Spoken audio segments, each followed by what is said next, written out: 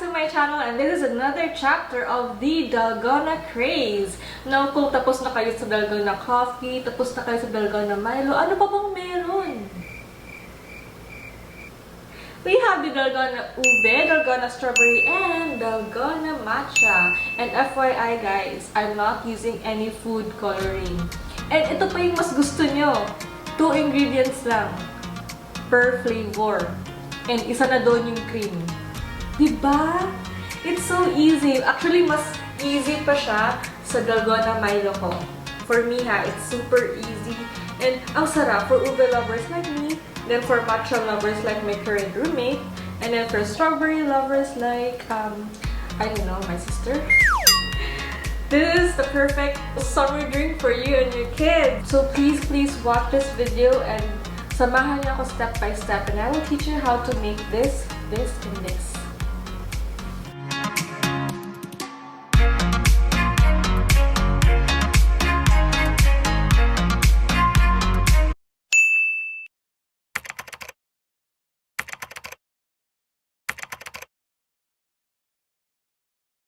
Alright, so first things first, gagawin natin yung easy one. And the easiest one we have is the Dalgona Ube. All we have to do is have a chilled cream. Chilled guys ha. This was in the freezer for an hour. Hindi siya ganong katigas, but it's kind of parang clayish ulit yung texture niya. So we're gonna get 1 tablespoon of cream. Guys, yung gagamitin natin for the ube is the Alaska Condensada Ube Licious Pakapuno. Ube powder sana, kaya lang wala ng ube powder sa supermarket since we're on lockdown. Ang hirap daw hanapin and walang stock, and then hindi din sure kung kailan yung next delivery for the ube powder. So we're gonna use Alaska Condensada, which actually works din naman. I did try beforehand kaya open siya. The thing is, kapag Alaska Condensada, it's a lot heavier and mag-a-add ng volume. So instead of 2 creams, we're gonna just put 1, and then ube condensada. Now you're gonna ask me how many teaspoon or tablespoon. It depends kung gaano nyo ka-violet gusto yung dalgona nyo. Yes, I know dalgona is not the right term, but hey, it's something that's trending. So ito, and again, if you don't have any whisk, fork will do. Kasi super chilled naman yung ano natin. See?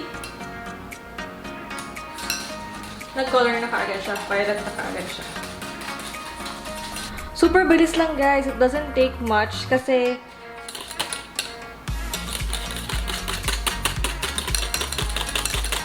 malapot na siya talaga. And it smells so ube. I swear, it smells so ube. And ang ganda ng color niya. I actually didn't expect that the Alaska Condensada actually works. But make sure lang talaga that your cream is chilled.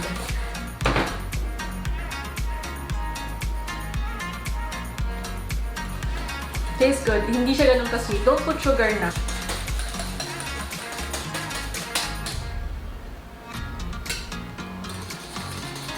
So this is our ube. Let's gonna chill this first while we're gonna do the matcha and strawberry. So for the matcha muna guys kasi it's the easier one compared to strawberry. So for the matcha, you have to take 2 tablespoons of chilled, ayan o, buo, para siyang tofu. Chilled cream. Let's put the matcha powder. Any powder will do. Depende na lang sa... Ito lang kasi yung matcha powder. This is matcha latte milk tea. Ito lang kasi yung powder that I could find sa supermarket. It's kind of hard. Whoa! Matcha powder. Woo! I'm not really into matcha, pero I love the powder. So, depende lang talaga siya, guys, kung gaano nyo kagusto yung effect ng powder. Kaya doon nyo i-taste kung gaano karami yung isasagol. Ano ba yung isasagol? Yung imi-mix nyo sa chilled cream. Ayan. It's actually panning out. Mahirap lang talaga siyang i-mix, guys, because we have to make sure that the cream or the mixture is really malapot so that it would how do you call this, float sa fresh milk. So can you see it? Ayan, no, super lapot niya. It just depends on how much color you want it to look. So, kung gusto niyo pa mas green pa nito, lagyan niyo pa ng isa pang pack na powder. Or if this is okay with you, like for me, this is okay with me, 2 packs of powder is enough for 2 tablespoons. For 2 tablespoons, yeah. 2 packs of powder is enough for 2 tablespoons of Nestle cream na chilled. It's actually good enough na. Kita niyo?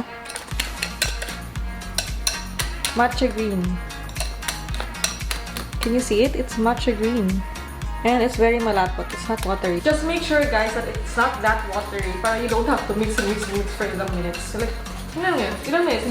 Hindi tayo umabot ng 10 minutes or 5 minutes. Tapos na tayo sa mixture natin ng matcha.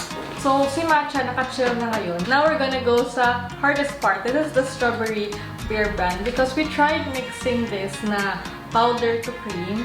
Hindi siya nag-color pink. Like, nag-color, like, not even this pink. Like, super like white siya. The hint of 0.5 pink lang siya. Hindi siya ganun talaga ka-pink. So, when you use the Bear brand real strawberry, we're gonna get 4 tablespoons. We really need this to turn color pink. Bright pink, which, I saw some sa mga vlogs that nagba-bright pink siya, but they put food coloring. And then I saw another one, they use tan powder, which, medyo, is it maasim for tapos milk, i-prepare nyo. So, we're gonna stick to Bear brand strawberry. So, ngayon is we're waiting for the hot water. We're gonna put 1 tablespoon lang ng hot water. Ooh, it's like smoking hot. So, 1 tablespoon hot water.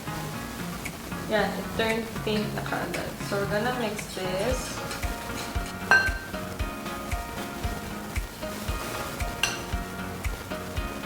This is 2 tablespoons. It's a bit grainy, but this will do.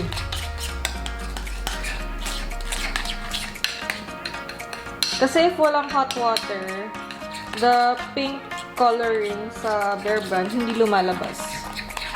It just becomes the white powder mixed with the cream.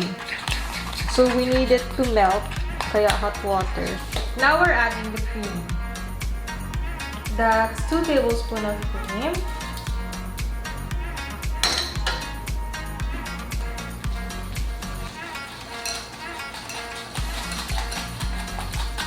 It's really light pink lang talaga, guys. Yun lang kaya niya. It's a bit watery compared sa matcha and the ube.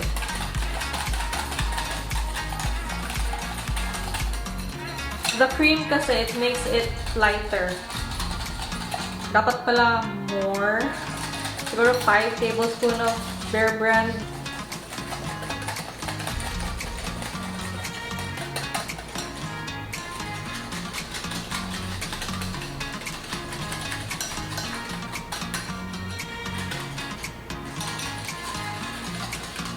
Just add and add and add until magustuhan niyo yung color. Yun lang talaga, guys.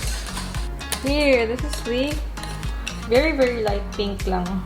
Very light pink. Actually, can you actually see the color? Super light pink lang talaga siya, guys. It's not the bright pink that we can see sa iba. But hey, we're not using any food coloring naman. As much as I want na this would be a lot more pink, there I don't think that it will change. I don't think the color will change anymore. So I think I'm gonna end it here. And let's go chill this while mag-prepare tayo sa mga glass. Hey guys! So this is the 3 mixtures that we have. This is the ube, which is made from Alaska condensada, ube makapuno. The strawberry, hindi siya ganun ka-pink, but it is the best that we can do from Bear brand strawberry powdered milk. And the last one is the matcha from any matcha powder na makikita mo sa department store. Now, we are gonna do this! Okay. Nalagyan na natin siya ng some milk and hopefully, it works. Okay, so let's get it on. Violet una. Ube una. Oh my god, wala tayong ice as usual. But hopefully it floats. And it does! It does! Yay!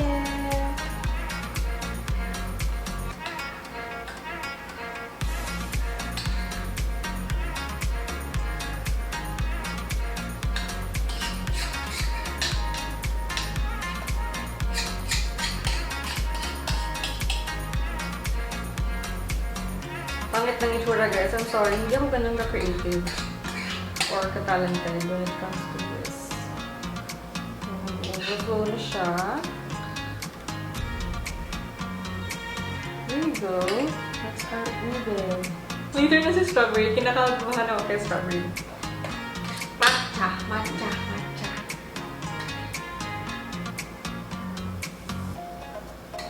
So far, so good. Everything floats, guys. Meaning, tama yung mixture natin. Tama yung consistency. Sharp consistency.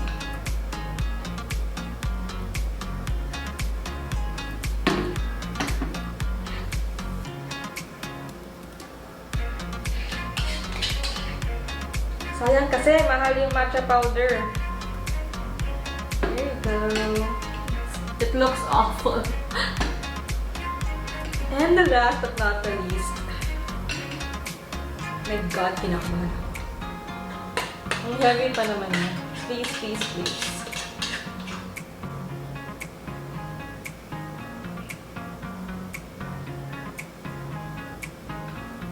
Para talaga siyang strawberry, guys, because meron siyang mga dot. Like, parang sa strawberry.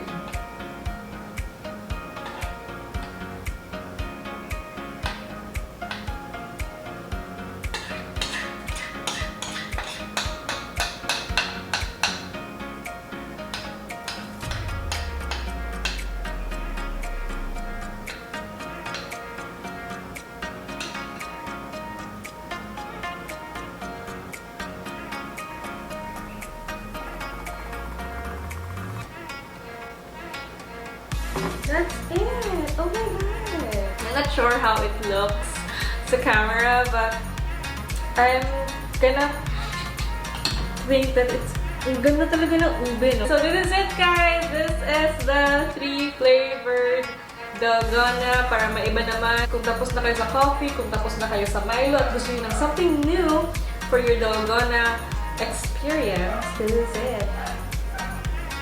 Thank you guys for watching. Please like and subscribe.